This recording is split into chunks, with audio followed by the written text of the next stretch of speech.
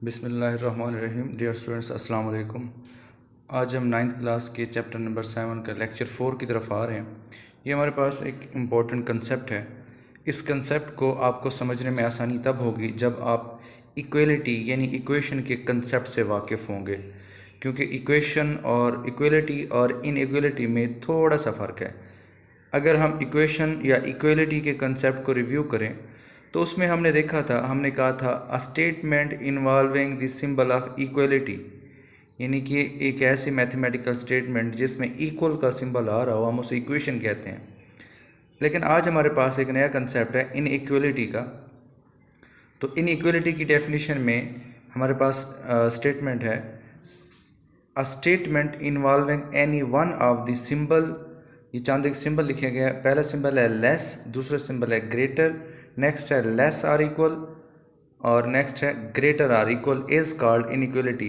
यानी कि अगर कोई ऐसी स्टेटमेंट आ रही है जिसमें इन चारों में से कोई एक सिंबल आ रहा हो तो ऐसी स्टेटमेंट को हम इनइक्वलिटी कहेंगे। याद रहे कि कभी भी ये दो सिंबल इकट्ठे नहीं आएंगे, यानी इक्वल का भी सिंबल हो और इन चारों में से भी कोई एक हो, यानी इक्वेशन भी हो और इन चारों में से कोई एक भी हो। तो ऐसा नहीं होगा, इन चारों में से कोई एक होगा या फिर इक्वलिटी होगी, तो तब जाके स्टेटमेंट हमारी क्लियर होगी। तो इनइक्वलिटी एक ऐसी स्टेटमेंट होगी जिसमें इन चारों में से कोई एक सिंबल हो।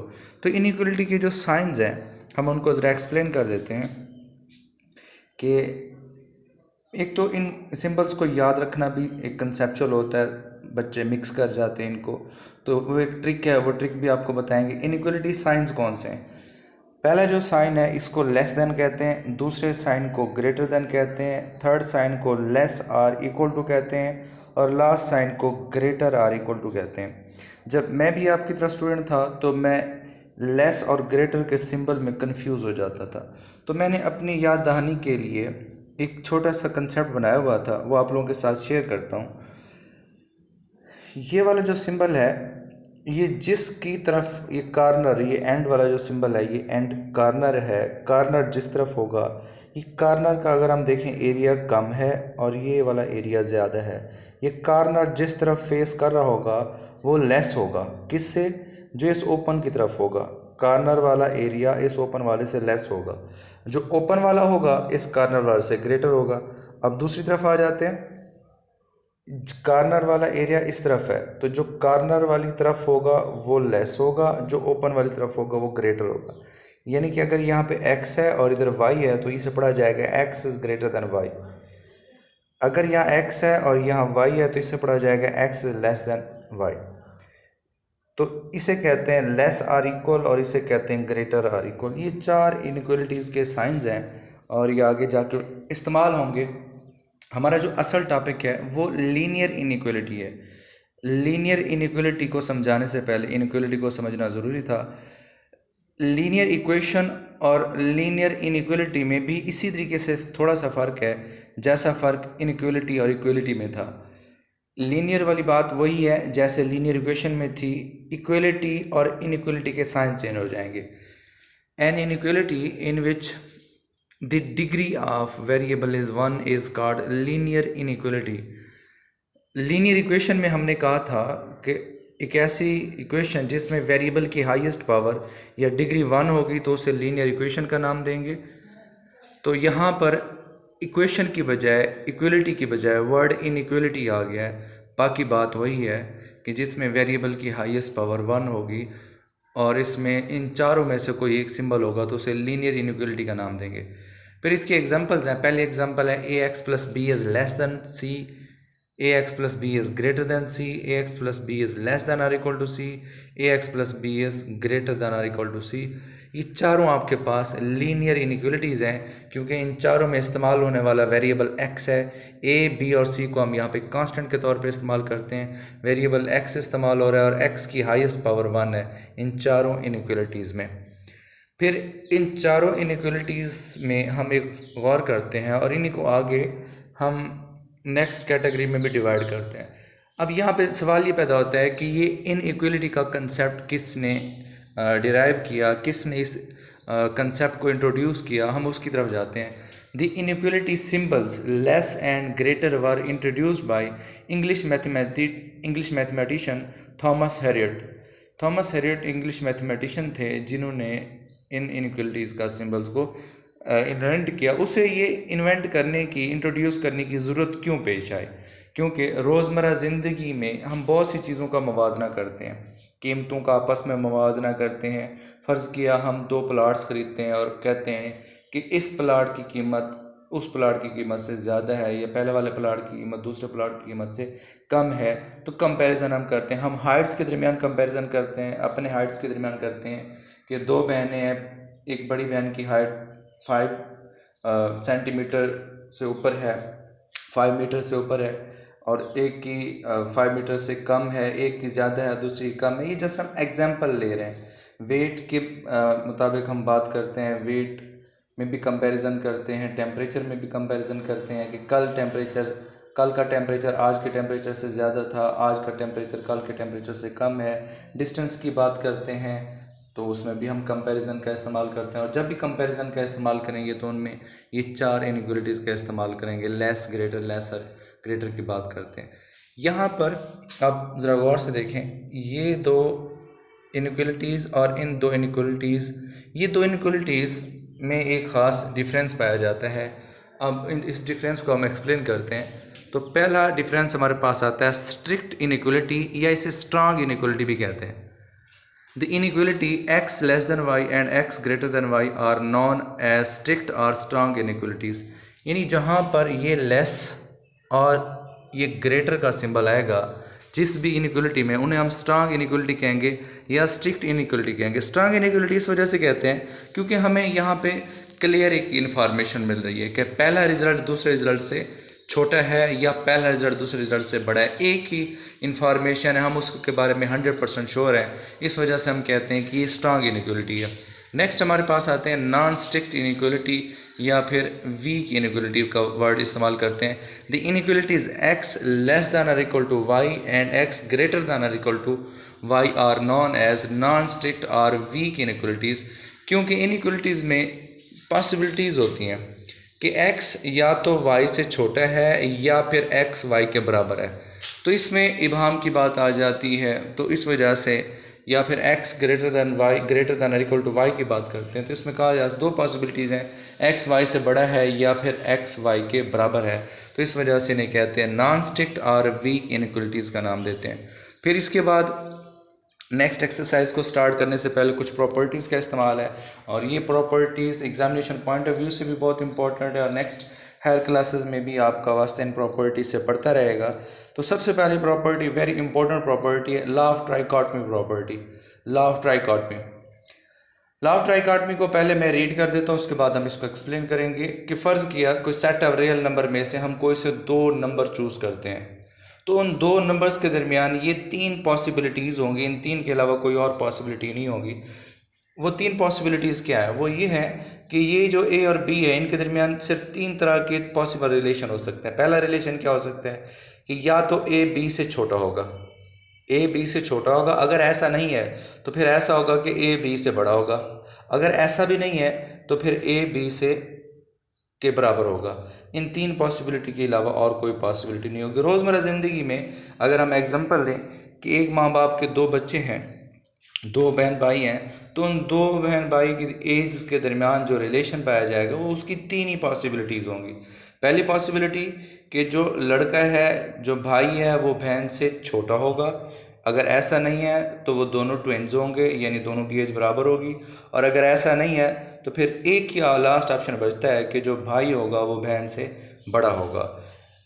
ऐसा कभी भी नहीं होगा कि ये 2 पॉसिबल ऑप्शन आए कि जो भाई है वो बहन का हम उम्र भी है और उससे छोटा भी है। ऐसा कभी भी नहीं होगा कि वो ट्विन्स भी हैं और भाई उससे छोटा भी है। ऐसा कभी भी नहीं होगा। तो ये वाली जो प्रॉपर्टी इसे कहते हैं law of trichotomy property. Transitive property, transitive property में हमारे पास हम 3 नंबर लेते हैं कि let a b c belongs to R, कि सेट ऑफ रियल नंबर में से हम 3 नंबर ले रहे हैं। तो इसमें हम ये कहते हैं कि अगर ए बी से बड़ा है और बी सी से बड़ा है तो ए बी सी से बड़ा होगा। यानी पहला नंबर अगर दूसरे से बड़ा है और दूसरा तीसरे से बड़ा है, यानी ए बी से बड़ा है और बी सी से बड़ा है, तो ये अंडरस्टूड बात है कि जो ए की वैल्यू है वो सी से बड़ी होगी।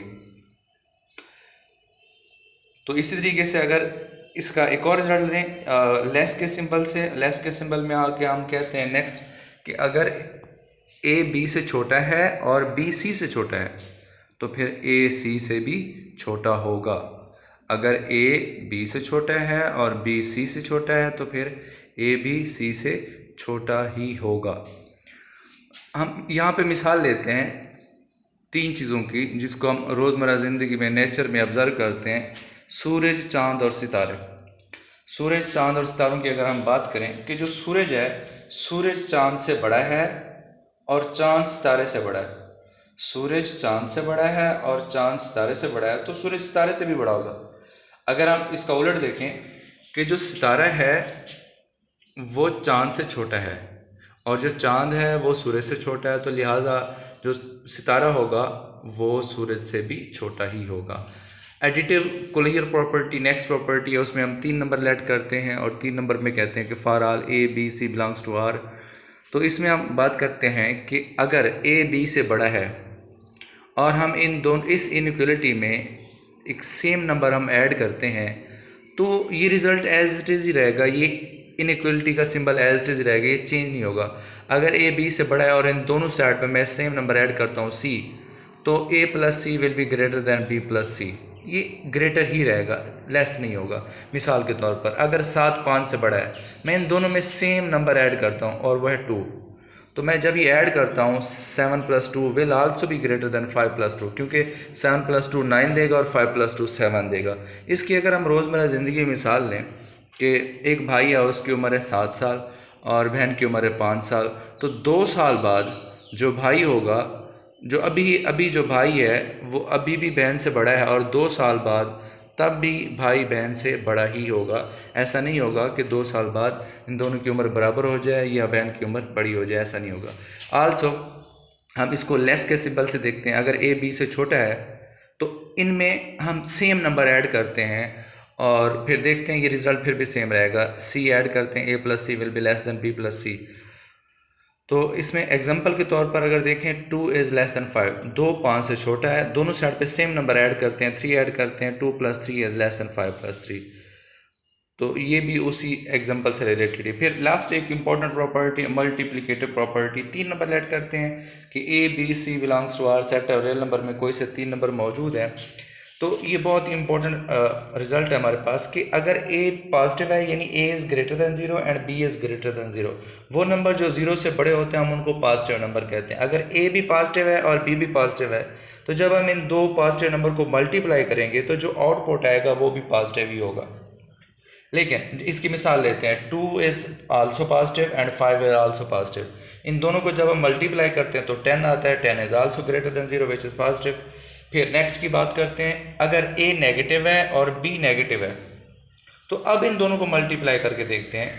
तो जब हम दोनों नंबर नेगेटिव और इनको मल्टीप्लाई करते हैं, 2 नेगेटिव नंबर का प्रोडक्ट पॉजिटिव आता है, लेकिन इनका ए तो नेगेटिव है और बी भी नेगेटिव है लेकिन इनका प्रोडक्ट पॉजिटिव होता है। मिसाल के तौर पर 2 इज़ नेगेटिव यानी 2 0 से -2 0 से छोटा है, -5 भी 0 से छोटा है, लेकिन जब हम -2 मल्टीप्लाई भी -5 करते हैं तो इनका प्रोडक्ट आता है positive 10 which is greater than 0। और नेक्स्ट एक प्रॉपर्टी है, if a is greater than b and c is positive. अब हम इस इनइक्वलिटी को दोनों साइड पे सेम नंबर से मल्टीप्लाई करने जा रहे हैं।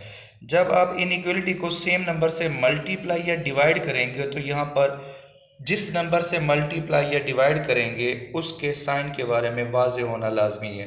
अगर आप उसके साइन का ख्याल नहीं रखेंगे तो फिर प्रोडक्ट करते हुए गलती होगी।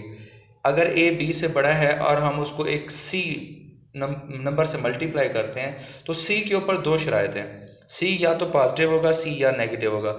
जब ये सी पॉजिटिव होगा तो इसकी इनइक्वलिटी पे कोई असर नहीं पड़ेगा। If a is greater than b then a c will be greater than b c. लेकिन अगर ये c नेगेटिव होगा तो ये c जब इन दोनों इनइक्वलिटी से मल्टीप्लाई होगा, a और b से मल्टीप्लाई होगा, तो होगा क्या, होगा ये कि ये c इस इनइक्वलिटी को रिवर्स कर देगा, छोटा कर देगा। मिसाल के तौर पर 2 इज़ लेस दैन 5, 2 5 से छोटा है, मैं इसको एक सेम नंबर से मल्टीप्लाई करता हूँ 1 से, पहले 1 से मल्टीप्लाई करते हैं दोनों साइड पे, तो वो 2 इज़ ग्रेटर देन 5 ही रहता है, जैसा कि पहले था वैसा ही अब है। लेकिन अगर इस 2 is greater than 5, 2 is less than 5 को मैं -1 से मल्टीप्लाई करता हूँ, इनइक्वलिटी है मेरे पास 2 इज़ लेस देन 5, इसको हम -1 से मल्टीप्लाई करते हैं तो ये देगा -2 लेस देन -5। तो अब ये जो लेस का सिंबल था अब ये ग्रेटर में कन्वर्ट हो जाएगा। पहले था 2 इज़ लेस देन 5, जब हम इसको नेगेटिव से मल्टीप्लाई करेंगे तो ये देगा -2 इज़ ग्रेटर देन -5। हमेशा -2 -5 से बड़ा होता है। तो सेम एज इज अगर हम इसको उलट से मल्टीप्लाई करें, 7 इज़ ग्रेटर देन 5, लेकिन अगर इसको मैं -1 से मल्टीप्लाई करता हूँ तो ये देगा -7 is less than -5, inequality reverse हो जाएगी। Thank you so much.